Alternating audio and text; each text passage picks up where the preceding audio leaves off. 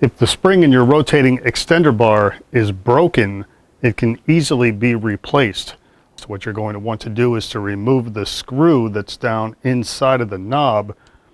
Be sure you're holding the lower portion of the extender bar and the knob securely, and go ahead and turn that screw counterclockwise,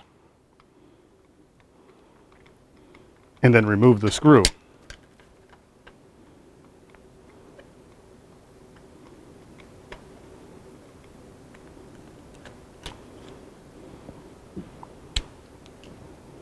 Once the screw has been removed, turn the knob counterclockwise all the way.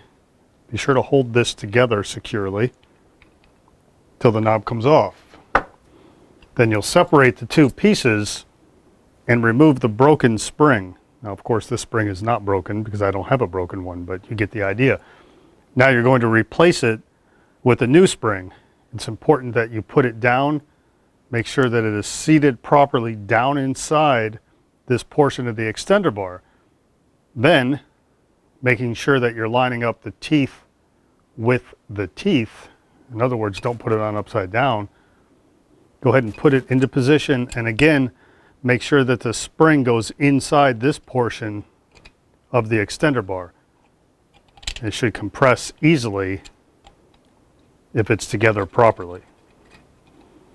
Then you go ahead and hold it down and put your knob back on.